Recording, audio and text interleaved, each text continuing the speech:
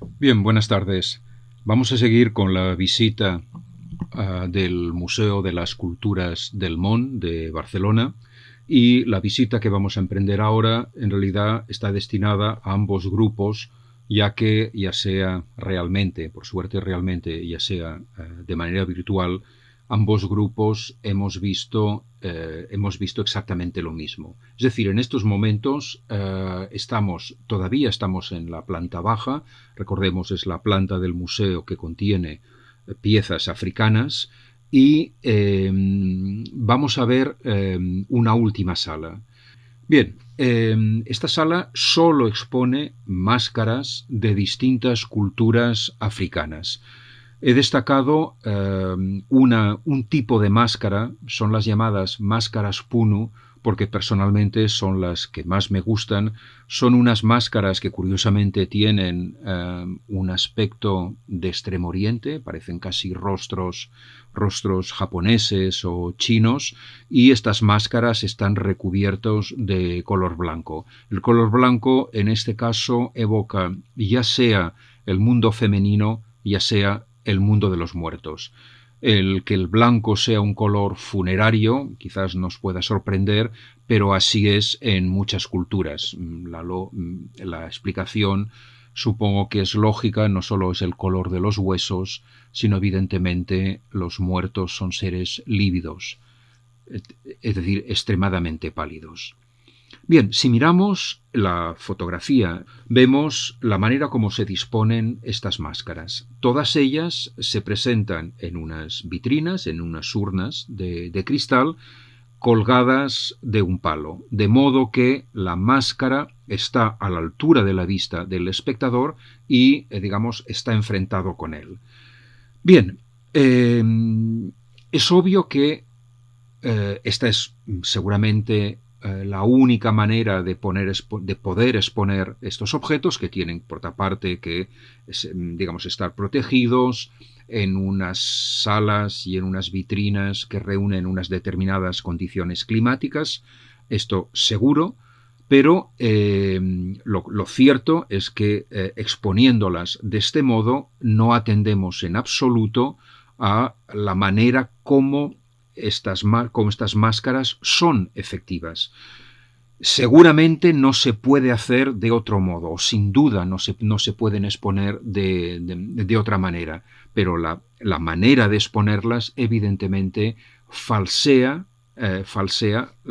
no atiende a la función para la cual han sido concebidas estas máscaras.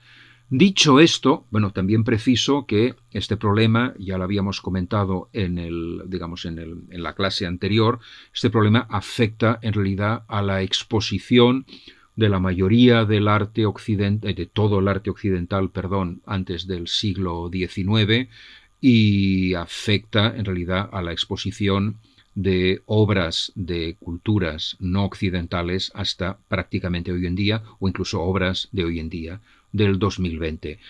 Ya habíamos comentado que, digamos, las exposiciones en los espacios concebidas para exponer obras, museos, galerías, centros de arte, por ejemplo, obviamente son ámbitos que reúnen todas las condiciones técnicas, climáticas, lumínicas y de humedad para presentar correctamente, es decir, para poder presentar una obra sin que ésta sufra ningún daño. Pero, por otra parte, estas obras no han sido concebidas para estos espacios. En realidad ya habíamos visto que en realidad solo a partir, iba a decir solo prácticamente a partir de la segunda mitad del siglo XX, se pueden encontrar unas obras que han sido concebidas para un espacio determinado, el espacio en el cual se siguen exponiendo, es decir, el espacio museístico, y sobre todo ya en el siglo XXI, la existencia de obras que han sido concebidas para un museo determinado, esta cantidad es ingente.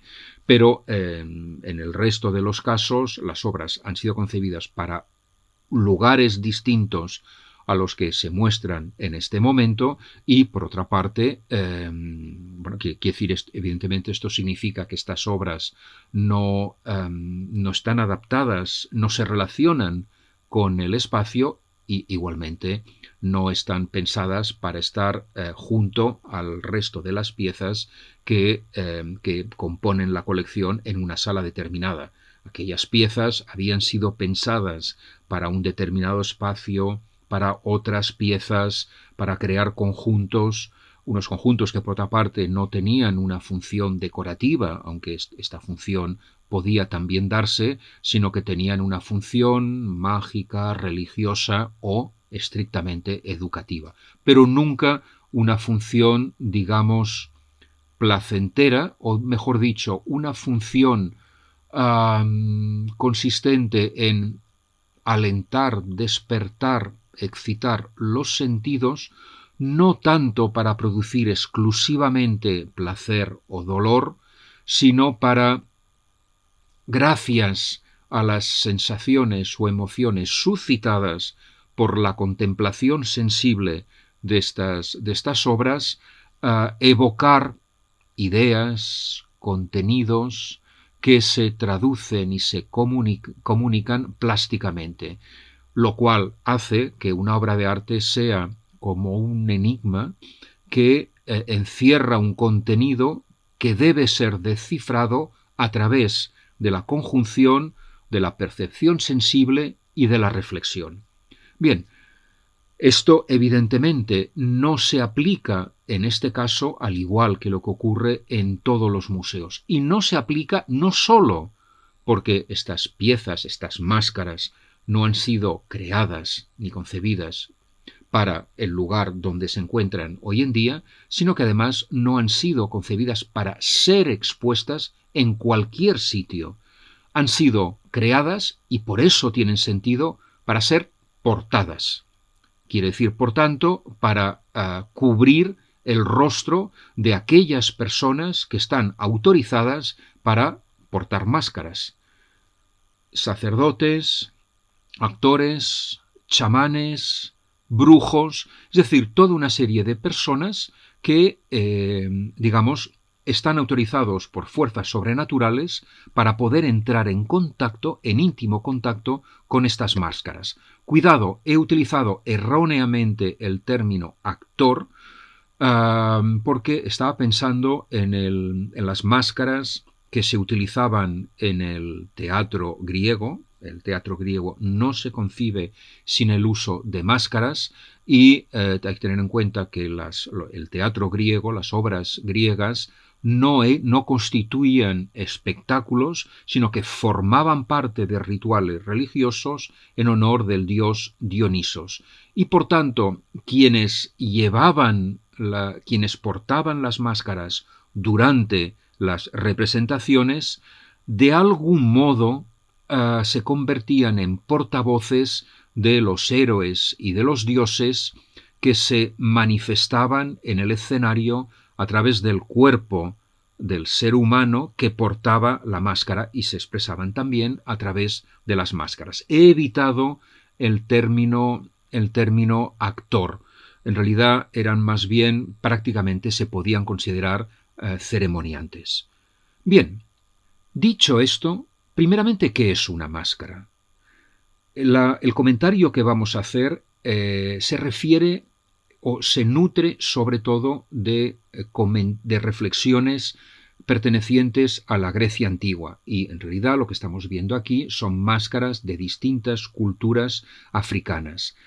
Pero, por otra parte, el mundo de la Grecia antigua no difiere del mundo del África antigua, aunque algunas de estas máscaras han sido creadas y han sido llevadas, es decir, han tenido sentido hasta, digamos, podemos pensar la primera mitad del siglo XX.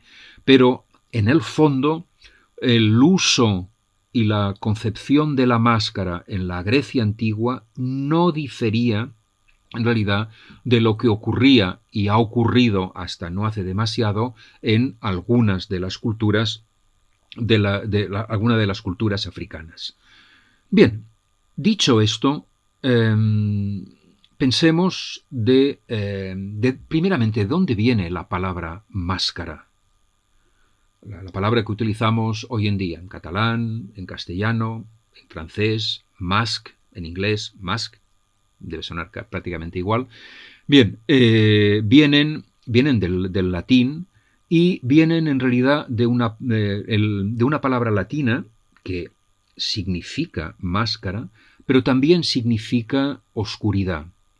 Es decir, la máscara es una mancha negra, es una taca negra en catalán, porque la máscara recubre un rostro y por tanto oscurece, hace desaparecer el rostro del portador de la máscara. Al mismo tiempo, evidentemente, la asociación con la oscuridad inevitablemente conduce a la asociación con el mundo sobrenatural, especialmente el mundo de los muertos. E incluso algunos especialistas asocian directamente el mundo funerario con el mundo de las máscaras. Es decir, la máscara sería un mecanismo que permitiría que los difuntos, los antepasados o los ancestros, digamos, cobraran vida gracias al cuerpo y al cuerpo que porta aquella máscara. Bien, por tanto, la máscara evidentemente está relacionado con el mundo mágico religioso. Por otra parte, otra consideración, el término griego que designa la máscara, por ejemplo, las máscaras que llevaban quienes participaban, quienes interpretaban las tragedias de Sófocles o de Esquilo, que, repito, formaban parte de los rituales en honor del dios Dionisos, Baco en el mundo romano, una máscara se decía prosopón. Es un término que es una palabra compuesta por la partícula adverbial pro y sopón. En realidad, prosopón significa delante del rostro. Y esto no significa solo que la máscara se encuentra delante del rostro de quien la porta, sino que la máscara se encuentra delante de nosotros. Es decir, la máscara es la representación de un rostro venido de otro mundo que se encara con nosotros y por tanto el juego, el cruce de miradas es fundamental. La máscara es la manifestación de un ser vivo. Y esta relación entre máscara y rostro que hemos establecido no es gratuita, porque prosopón en griego se traduce indistintamente o significaba tanto máscara cuanto rostro. Esto no significa que para la Grecia antigua, digamos, nuestro rostro es una máscara, es decir, que esconde nuestras verdaderas intenciones, es un rostro impenetrable, en vez de denotar lo que tenemos, en vez de revelar la vida interior, por el contrario, la esconde. En absoluto, esto significa, por el contrario, que la máscara es un rostro, es un verdadero rostro, es por tanto una parte de un ser vivo. Y no hay diferencia alguna entre el rostro de carne y hueso y la máscara. Esto por un lado. Por otro lado, ¿cómo se decía máscara en latín? Es decir, en los latinos, en los romanos, tradujeron la palabra griega prosopón por persona. Claro, para nosotros una persona es un ser vivo. Todos somos personas. En Roma, persona denota solo una máscara. Es decir, persona no tiene, como sí lo tenía prosopón, un doble significado de máscara y de rostro, sino que persona significa solamente máscara. Somos nosotros que hemos dotado de vida y hemos convertido en un ser vivo la máscara romana, ya que para nosotros en estos momentos persona ya no significa nada, no tiene nada que ver con las máscaras, sino que es, eso sí, nombra en realidad la apariencia de un ser vivo. Si nos referimos al lenguaje cristiano, hay una nítida distinción entre lo que se llama naturaleza. Naturaleza es la esencia, lo que nos constituye, lo que somos por dentro. Y en el cristianismo se distingue entre esencia o naturaleza, y persona. Y la persona es la forma en la que se inscribe una naturaleza y es el medio gracias al cual una naturaleza se personifica, se manifiesta en una determinada forma, en un determinado ser vivo.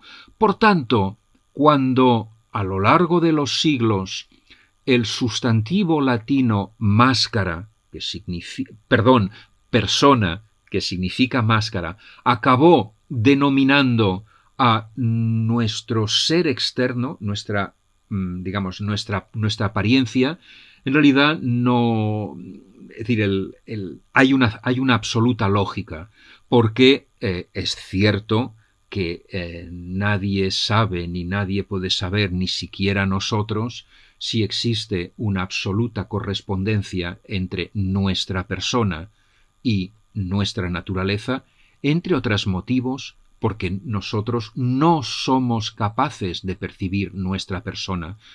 La persona que somos existe solo a los ojos de los demás. Son los demás que perciben nuestra persona. Y por tanto, evidentemente, como nos ven y por tanto, como nos juzgan, puede diferir sustancialmente de cómo nos percibimos a nosotros mismos, porque no nos vemos, literalmente no nos vemos.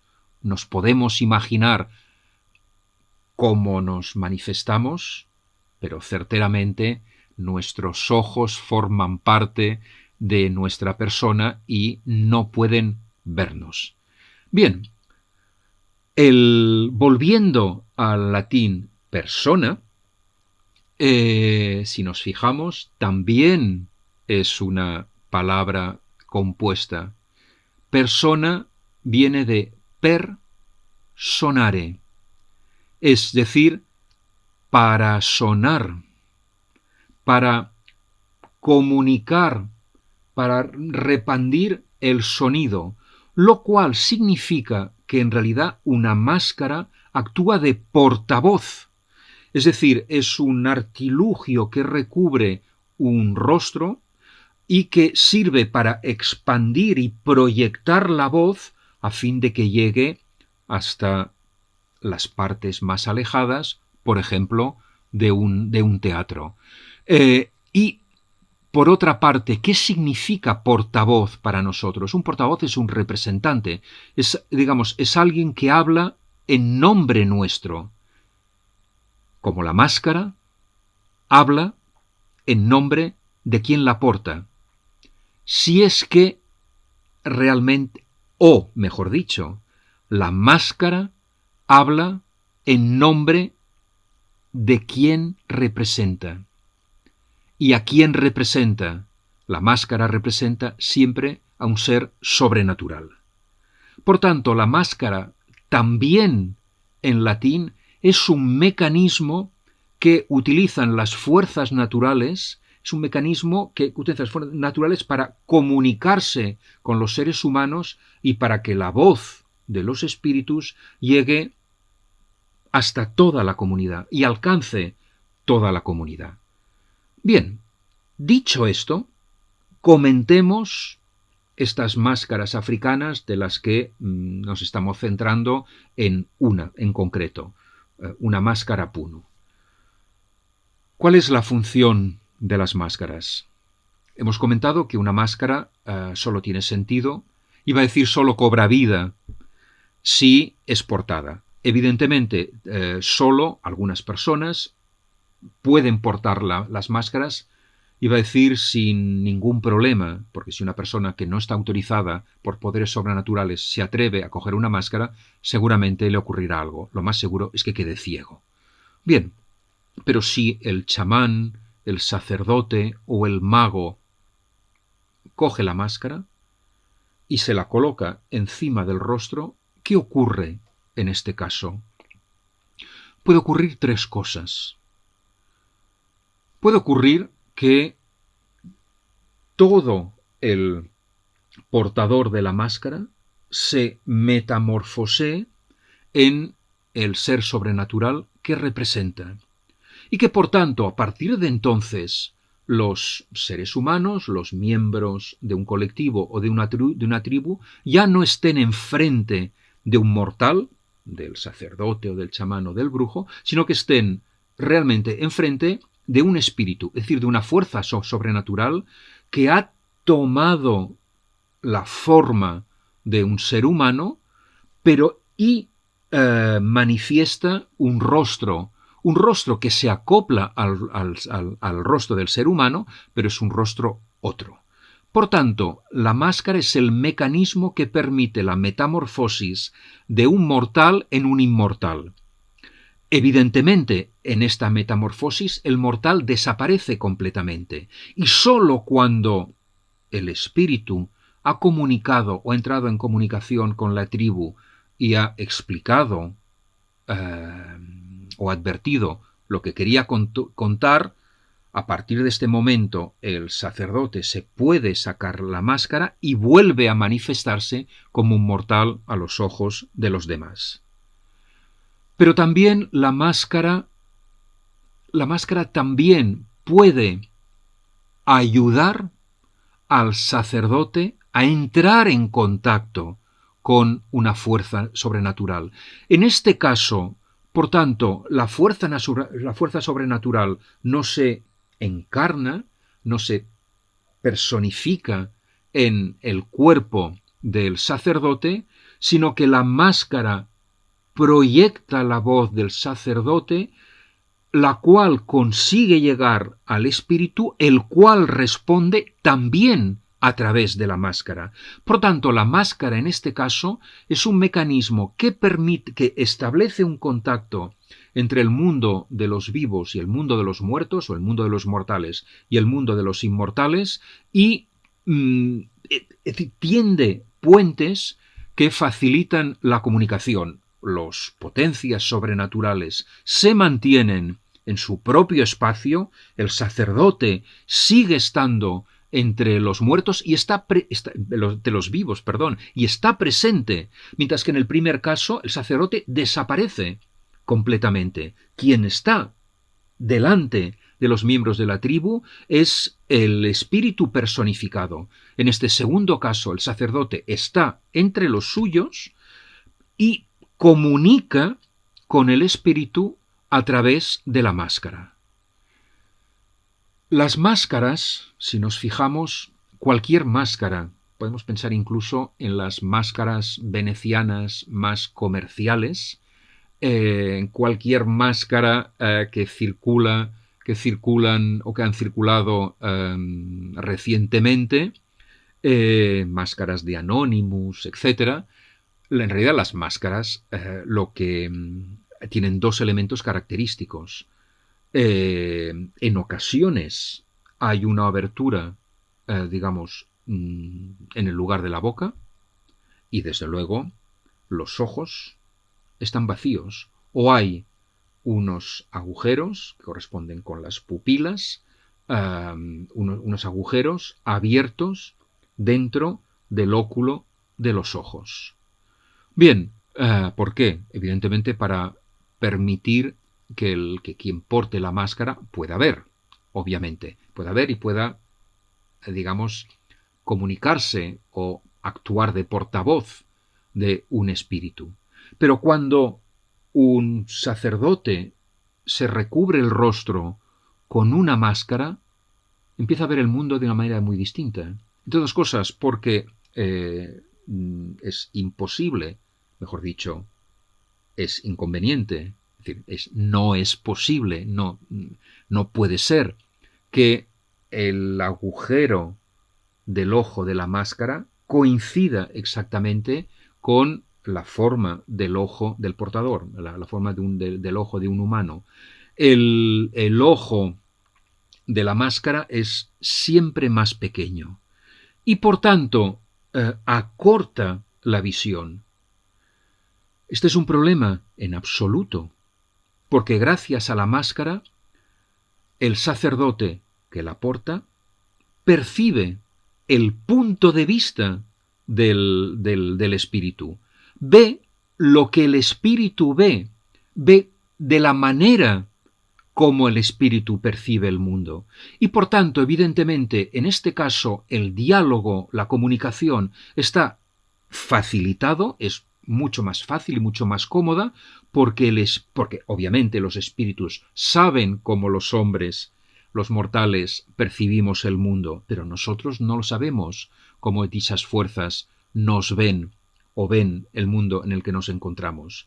Para poder, digamos, adoptar su punto de vista y, por tanto, para poder entender cómo nos perciben y nos juzgan, es necesario que el sacerdote se coloque una máscara y esta máscara le cambia completamente la perspectiva. Ya no verá lo mismo, ya no podrá ver lo mismo. Esto, evidentemente, su vista queda, digamos, absolutamente acotada, pero también se acentúa, aumenta la intensidad de la percepción, porque la percepción ya no queda distraída por los bordes, ya no puede mirar en todas las direcciones, sino que solo ve lo que tiene delante. Y evidentemente la máscara facilita, por tanto, un encuentro entre dos miradas, la mirada del hombre y la mirada del espíritu. Y la mirada del espíritu es la que el sacerdote adopta o goza o dispone cuando se recubre con una máscara. Y a partir de entonces, evidentemente, el sacerdote sabrá lo que puede pedir, lo que puede esperar del ser, de la fuerza sobrenatural con la que va a intentar entrar en contacto. Por tanto, una máscara es un rostro, ciertamente, pero no es un rostro humano, sino que es un rostro sobrenatural, es el rostro que adopta una fuerza sobrenatural para encararse y para dialogar con los seres humanos. Las máscaras permiten este cruce de miradas y es justamente cuando dos miradas se encuentran en que finalmente estalla y se descubre la verdad. Incluso en ocasiones ya ni siquiera hace falta decir nada. Solo mirándose intensamente, finalmente sabemos lo que el otro piensa de nosotros y que por tanto, ¿qué podemos esperar o desesperar de este encuentro? Bien, prosigamos la visita. Vamos a ascender ahora a la primera planta dedicada a las artes de Extremo Oriente, de Australia y de Oceanía. Vamos a comentar simplemente algunas piezas.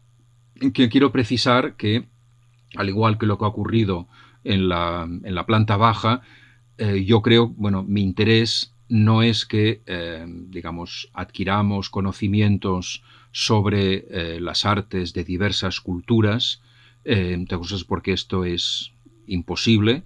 No tenemos por qué convertirnos en especialistas de arte de Nueva Guinea o del arte Punu, sino que lo que me interesa es contemplar y reflexionar sobre distintas creaciones humanas, planteándonos cómo tenemos que relacionarnos con ellas. Es decir, por un lado, cuál ha sido la función, qué es lo que ha movido digamos, a los creadores a producir estos objetos, cuál es por tanto su función y, al mismo tiempo, cómo tenemos que relacionarnos con estas piezas, qué es lo que nos pueden decir, cómo pueden entrar en contacto con nosotros y nosotros con ellas, y qué podemos esperar de este encuentro, y también qué es lo que puede esperar la obra del encuentro con nosotros. Por tanto, también lo que vamos a ver es que nos podemos encontrar con obras que son formalmente parecidas, pero que cumplen funciones muy distintas y que por tanto exigen por nuestra parte un trato absolutamente diferenciado. Al mismo tiempo podemos encontrarnos con obras que formalmente parecen no tener nada que ver, no mantener ninguna relación y que en el fondo son unas obras que cumplen funciones idénticas y exigen por parte nuestra un mismo trato, o nos tratan de un mismo modo.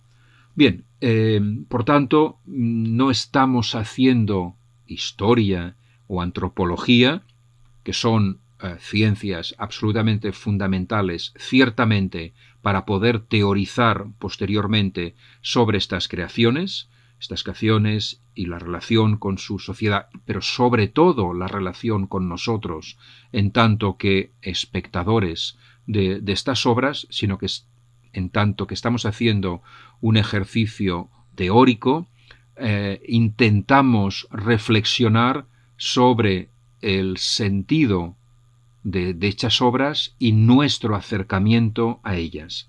Por tanto, de algún modo también nos estamos preguntando sobre nosotros cuando nos vemos confrontados, cuando nos encontramos con una obra, cuando esta obra nos detiene, nos llama la atención y, desde luego, nos influye, para bien o para mal.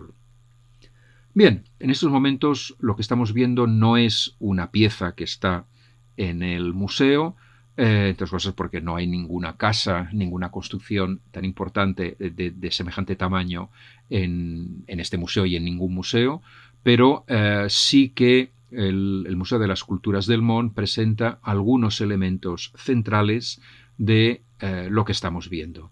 Lo que estamos viendo se llama la Casa de los Hombres. Es una construcción que todavía se da hoy en día en algunas tribus o culturas de Nueva Guinea. Y lo que el museo posee es, digamos, el mástil que corona la fachada principal, la fachada delantera. Bien, la Casa de los Hombres no solo es un edificio, sino que es una institución en algunas comunidades. Son edificios, no diría que son edificios públicos, porque la noción de lo público no existe, pero sí que son edificios que pertenecen a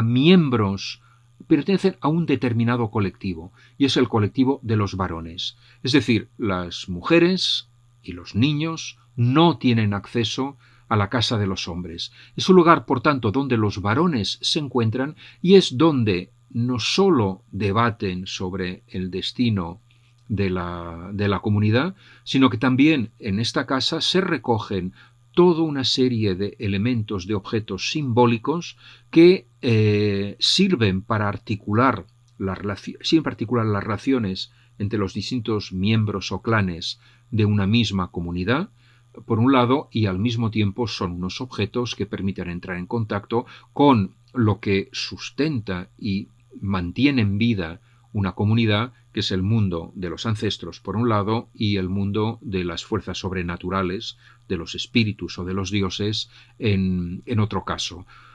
La Casa de los Hombres, por tanto, es un edificio colectivo, no pertenece a ningún clan, es un lugar de recogimiento, ciertamente.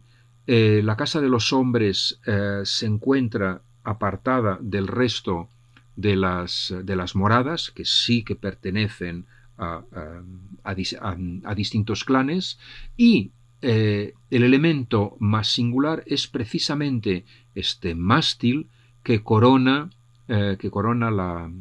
digamos, la techumbre, la fachada principal. Este es un elemento vertical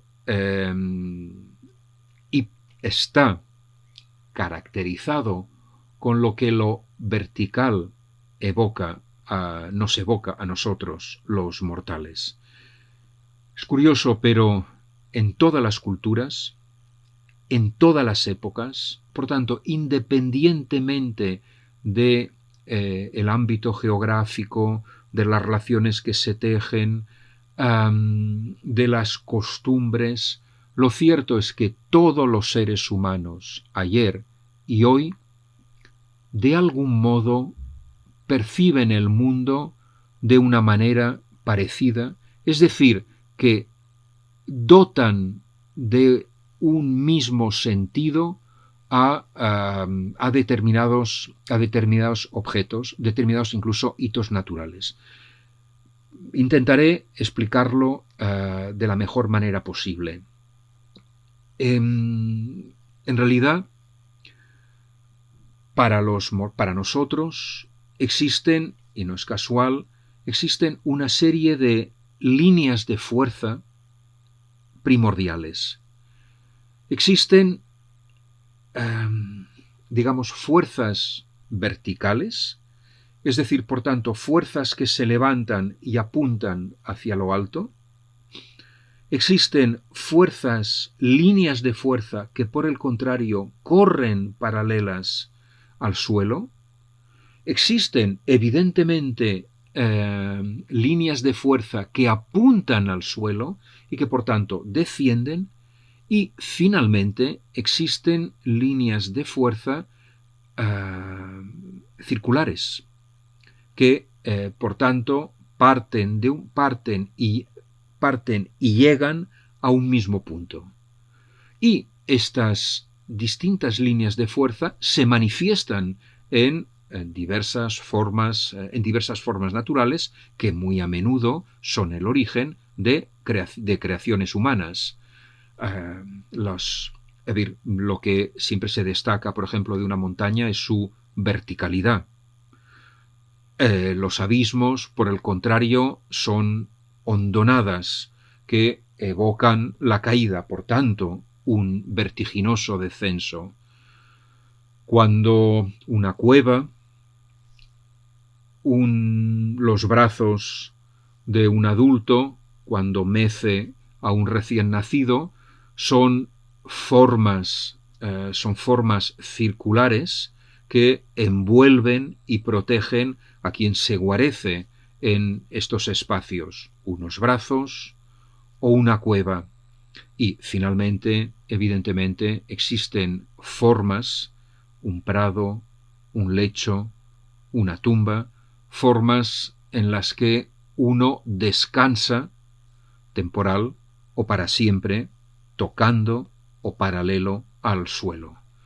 Bien, por tanto, hay toda una serie de objetos que dan la sensación, suscitan imágenes de elevación. Y estas imágenes de elevación, evidentemente, elevan el ánimo. Es decir, la visión de una montaña, la visión de un árbol que se eleva, se asciende vertiginosamente, por un lado causa sorpresa, puede incluso causar temor o miedo, pero al mismo tiempo causa admiración. Y entendemos perfectamente que este objeto o este ente es infinitamente más poderoso que nosotros y por tanto suscita una cierta devoción, como devoción suscitan todos aquellos que viven en lo alto, dioses y espíritus. Por tanto, las líneas ascendentes evocan un crecimiento físico, personal, un crecimiento físico, pero también espiritual. Y, evidentemente, solo hay que pensar lo que le ocurre a los seres humanos, que a medida que van creciendo, se van lentamente poniendo de pie y van ascendiendo hasta cierta edad. Y en este movimiento ascendiente van ganando seguridad y fuerza. Es importante destacar que estas líneas ascendentes son siempre líneas rectas y tenemos que pensar creo que ya lo habíamos comentado, que el adjetivo recto es un adjetivo que pertenece a dos mundos distintos, al mundo de la geometría, al mundo de la física, pero también al mundo de la ética, ya que una cosa, una persona, una forma recta, son entes o seres que efectivamente se disponen verticalmente, pero que también asumen los valores de la verticalidad y por tanto son seres que encarnan o persiguen la rectitud. Y es por eso que en todas las culturas todos aquellos elementos que se alzan rectos son elementos que se alzan rectamente y simbolizan, por tanto, toda una serie de valores que redundan en beneficio de la vida personal y de la vida de una comunidad. Mientras que, por el contrario, todas las fuerzas descendentes evocan una caída, la caída que acontece cuando las fuerzas van abandonando, así como las formas circulares evocan, es decir, aluden a seres frágiles, recién nacidos, por ejemplo, personas y seres o animales que se sienten en peligro y buscan un refugio, buscan cobijarse, porque sienten que no podrán con el entorno, aunque en este caso el propio entorno les proporciona algún elemento, alguna forma y fuerza que les asegura cierta protección y por tanto les prolonga, les asegura la vida. Y en cuanto a las líneas horizontales, evocan, como he comentado anteriormente, el descanso. Hay que pensar que en muchas culturas no existe ninguna diferencia entre el dormir y el morir. Una persona que duerme es una persona que yace acostada con los ojos cerrados y que por tanto formalmente no se distingue para nada de un cadáver y que hace falta por tanto tocarlo o sacudirlo para saber si esta persona está muerta o por el contrario está dormida. El cuento incluso de la Bella Durmiente juega precisamente con esta, digamos, confusión entre el sueño y la muerte. Tenemos que pensar que en Grecia, Hipnos, el dios del sueño, era hermano de Tánatos, el dios de la muerte. Bien, si por tanto la casa de los hombres se corona con este inmenso palo que asciende a los cielos, es precisamente para que cuando se produce una reunión de varones, puedan entrar en contacto con aquellas fuerzas que les puedan inspirar y, por tanto, comunicar aquellas nociones, aquellas reglas que permitirán posteriormente regular justamente la vida de la comunidad. Por tanto, la casa de los hombres es también un mecanismo que determinadas culturas se otorgan para poder organizar las relaciones entre